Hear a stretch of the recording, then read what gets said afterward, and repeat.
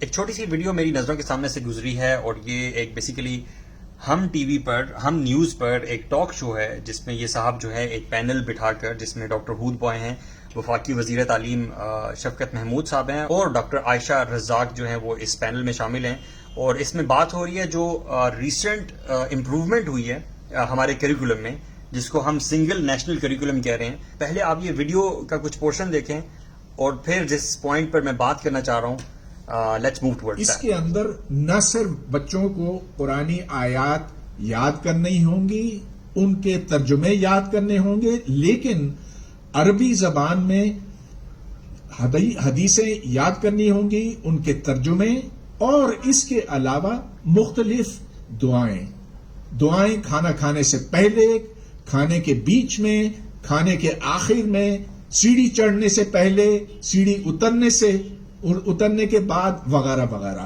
اگر آپ اتنا بوجھ ایک بچے کے حافظے پر یوں ڈالتے ہیں تو بتائیے کہ دوسرے مضامین کے لیے کتنی جگہ رہے گی؟ تو جناب ان صاحب کو تکلیف ہے کہ ہمارے بچے جو ہیں وہ اللہ کے نبی صلی اللہ علیہ وسلم کی سیرت پر کیوں چلیں، ٹھیک ہے؟ ہم اپنے آپ کو مسلمان کہتے ہیں، یعنی کہ جب ہم دین پڑھتے ہیں تو ہم اس چیز کو سیکھتے ہیں کہ سب سے بہترین اخلاق، سب سے بہترین مینرز جو ہیں وہ اللہ کے نبی صلی اللہ علیہ وسلم کے تھے، اور ان کی سیرت پر چلنے والے جو لوگ ہیں وہی اصل میں کامیاب ہیں اس دنیا میں بھی اور آخرت میں بھی۔ اللہ کے نبی صلی اللہ علیہ وسلم نے ہمیں دعائیں سکھائی ہیں، وہ دعائیں جن کے پڑھنے سے ہمیں ثواب بھی ملتا ہے، اللہ تعالیٰ خوش بھی ہوتا ہے، ہماری زندگی میں برکت ہوتی ہے، ہمارے اعمال میں برکت ہوتی ہے، اور ہم اپنی جو پہچان ہے اسلام کی پہچان، ہم وہ پہچان پہنے ہر جگہ پھر سکتے ہیں، اور ہماری یہ آئیڈینٹی ہے۔ ان صاحب کو بھی تکلیف ہے کہ لوگ اسلام پر کیوں چلیں، اللہ کے نبی صلی اللہ علیہ وسلم کی تعلیمات پر کیوں چلیں، اور وہ دعائیں حفظ کیوں کریں۔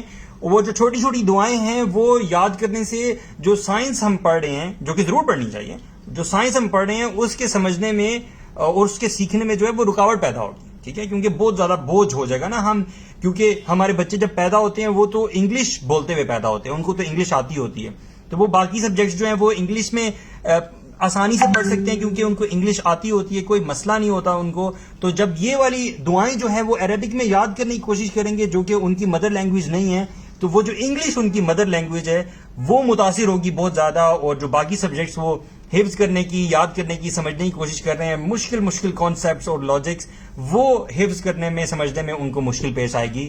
بڑی ہی عجیب قسم کی لاجک ہے ان ماہر تعلیم صاحب۔ تو یہ بھی لازم کر دیا کہ عربی کے اندر بھی یاد کریں حدیث کو۔ اس میں مجھے ذرا بتا دیں، آپ بچوں کو اردو نہیں، بالکل ٹھیک ہے، آپ بچوں کو پڑھائیں، آپ بچوں کو اگر حدیث آپ نے پڑھانی ہے اردو میں سیکھنے دیں۔ آپ تو کہتے ہیں اردو میں بھی سیکھے گا، وہ عربی میں بھی سیکھے گا، عربی میں بھی سیکھے گا۔ ہم کوئی سعودی عربیہ میں پیدا ہوئے ہیں؟ آپ پہلی سے پانچویں کے بچے مطلب ہیں۔ اس سے زیادہ بیوقوف بات کسی کی ہو نہیں سکتی۔ مطلب سوچنے اور سمجھنے کی بات ہے کہ تکلیف ہو رہی ہے اس بات پہ کہ ہمارا بچہ جو ہے وہ عربی میں کیوں پڑھے گا، کہیں اس کو عربی نہ آ جائے، کہیں وہ قرآن جو ہے وہ دیکھ کر جب پڑھے اپنی زندگی میں تو کہیں اس کو سمجھ نہ آ جائے کہ اللہ تعالیٰ نے اس کو میسج کیا دیا ہے۔ اس چیز پر تکلیف ہو رہی ہے۔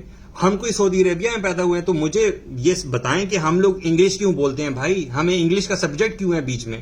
کیا ہم امریکہ میں پیدا ہوئے ہیں؟ کیا ہم یورپ میں پیدا ہوئے ہیں؟ ہم کس انگلش کنٹری میں پیدا ہوئے ہیں؟ ہماری نیشنل زبان جو ہے وہ تو اردو ہے، تو ہمارے سارے سبجیکٹس اس طرح تو اردو میں ہونے چاہیے۔ تو ہمیں آخر تکلیف کیا ہے کہ اگر بچہ جو ہے وہ عربک پڑھ رہا ہے، ہمارا بچہ انگلش بھی تو پڑھ رہا ہے، جس کے میں کمپلیٹلی حق میں ہوں کہ انگلش ضرور پڑھنی چاہیے، بلکہ جتنی لینگویجز ہو سکیں ہمارے بچوں کو آنی چاہیے تاکہ وہ اچھی طرح سے کمیونیکیٹ کر سکیں اور پاکستان کی ریپرزنٹیشن نیشنل اور انٹرنیشنل لیول پہ بہت بہترین ہو سکے۔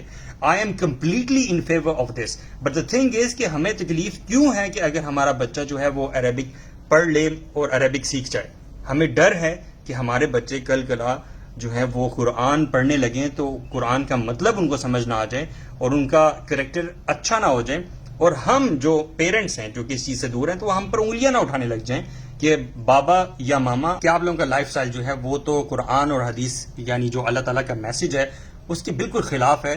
تو ہم اس چیز کو شاید اوائڈ کرنے کے لیے کر رہے ہیں، یا پھر شاید ہمارے دلوں میں نعوذ باللہ کوئی اسلام کے لیے بغض ہے۔ بے شک ہم اپنے منہ سے کہتے ہیں کہ ہم جو ہے بالکل اس چیز کے حق میں نہیں ہے کہ قرآن نہیں پڑھانا چاہیے، حدیث نہیں پڑھانی چاہیے، لیکن ہم الفاظ منہ سے تو ادا نہیں کر رہے ہیں۔ انفارچونیٹلی ہمارے اعمال جو ہیں، ہمارے ایکشنز جو ہیں، they are speaking louder than our words. ہم لوگ یہ ظاہر کر رہے ہیں، ہم لوگ یہ مطلب چیخ کے ہمارے ایکشنز یہ بول رہے ہیں کہ ہاں بھئی یہ بات صحیح ہے کہ ہم اسلام سے نعوذ باللہ نفرت کرتے ہیں اور ہم بالکل نہیں چاہتے کہ ہمارے بچے قرآن پڑھیں اور حدیث پڑھیں. مجھے سمجھ نہیں آتی کہ what in a world are we living in, where are we headed and what do we want to achieve in our lives, who do we want to please if not Allah. مطلب this is the question I ask myself. I'm completely not able to understand. میں یہ کہہ رہا ہوں کہ پہلی سے 5ویں grade کا جو بچہ ہے، جو 6 سال سے لے کے 8-9 سال کا بچہ، اس پہ ایک وزن ڈالنے کی بات ہے، انفارمیشن کی، نالج کی، ایجوکیشن کی. آپ نے جو بنا آپ تو وہاں سے اس کو پورا عالم بنا کے نکالنے کے چکر میں. اب سوچنے کی بات یہ ہے کہ ہم سب لوگوں کو تکلیف سب سے زیادہ اس چیز کی ہوئی ہے کیونکہ اسلامیات کے سبجیکٹ میں سیپریٹلی کچھ قرآن کا حصہ اور کچھ احادیث کی ریڈنگ اور بہت کم حدیث کا وہ حصہ ہے جو کہ حفظ کرنے کے لیے ڈال دیا گیا ہے. میں حیران ہوں کہ ہم لوگ کس قسم کے مسلمان ہیں کہ بجائے خوش ہونے کے ہم لوگوں کو تکلیف ہو رہی ہے اس بات پہ.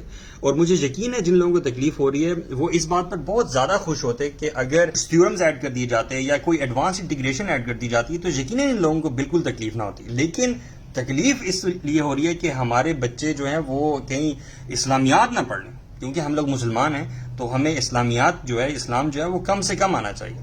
تو اس لیے ہمارے بچوں کو اسلام کوئی بھی نہ پڑھائے. میں یہ جاننا چاہوں گا کہ مدارس کے اندر سائنس کیسے پڑھائی جائے گی؟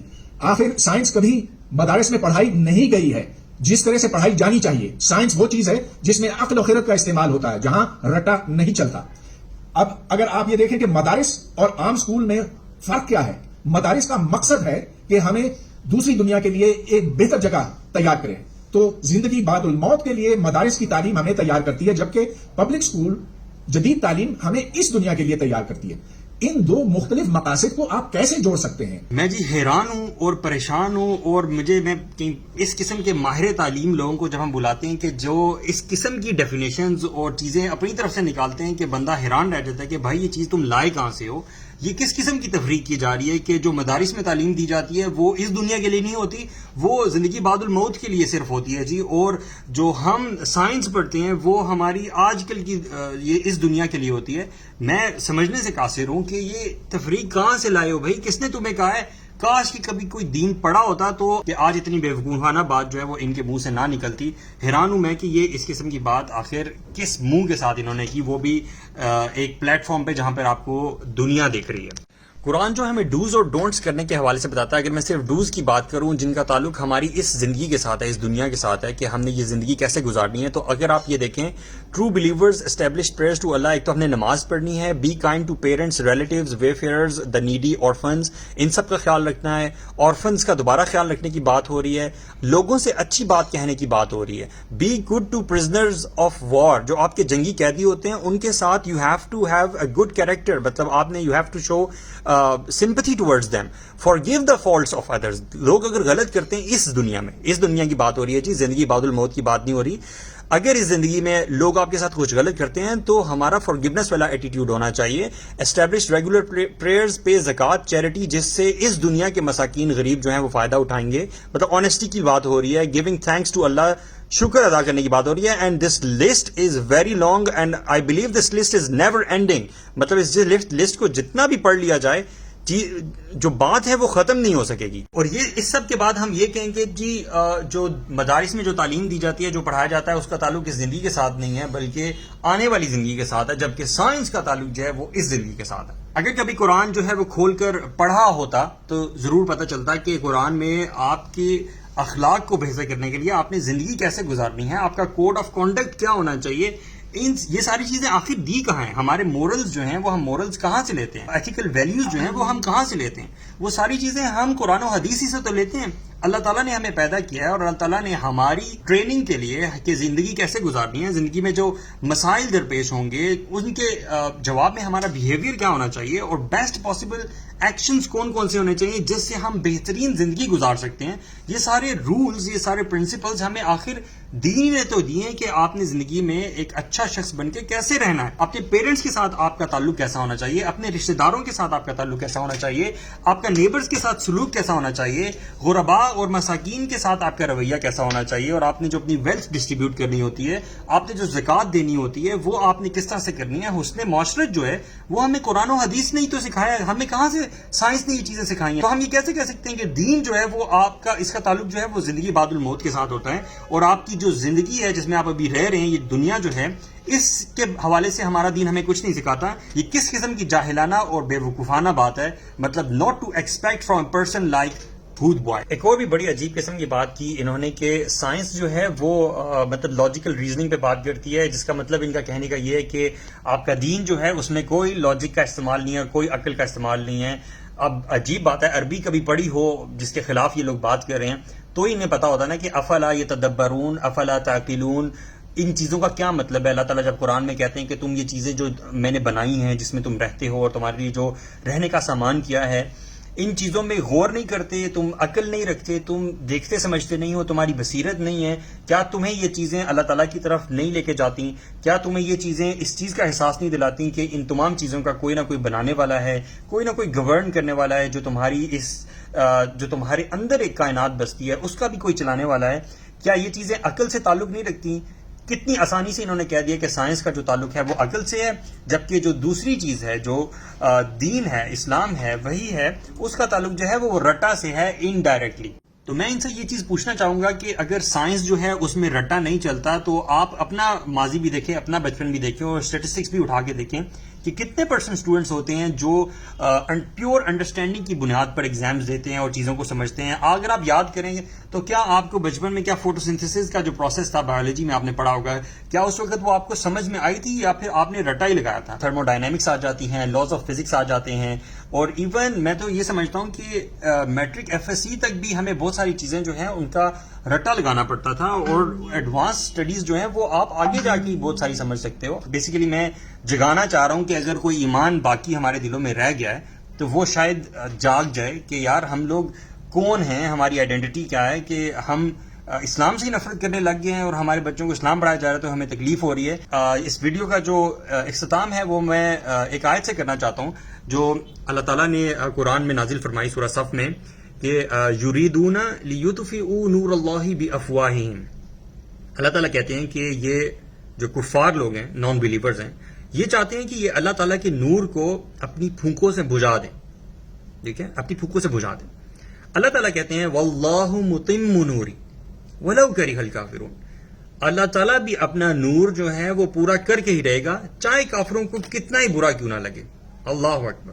پتھر پر لکیر اللہ تعالیٰ نے ایک بات بیان کر دی ہے, اور جس کے سچ اور حق ہونے میں کوئی شک و شبہ نہیں کہ اللہ تعالیٰ کا یہ جو دین ہے یہ تو کامیاب ہو کر ہی رہے گا. اس نے تو ہر گھر میں داخل ہونا ہے, چاہے ہمارے لبرلز کو اور ہمارے سیکولر لوگوں کو کتنا ہی برا کیوں نہ لگے, اللہ تعالیٰ کے دین نے تو کامیاب ہونا ہی ہونا ہے. اب بات یہ ہے کہ اللہ تعالیٰ کے اس کامیاب ہونے والے دین میں آپ کی پارٹیسپیشن کتنی ہے, یہ وہ سوال ہے, اور اس کی بیسس پر آپ کی اکاؤنٹیبلٹی ہوگی, چاہے آپ راضی ہوں یا نہ راضی ہوں. آپ اللہ تعالیٰ کے اصولوں سے, اللہ تعالیٰ کے قوانین سے آپ نکل نہیں سکتے. You can not escape this world, you can not escape the rules and laws which are defined by Allah subhanahu wa ta'ala. You cannot escape it. You will have to die, you will have to be presented in front of Allah subhanahu wa ta'ala, and you will have to have the accountability by Allah subhanahu wa ta'ala.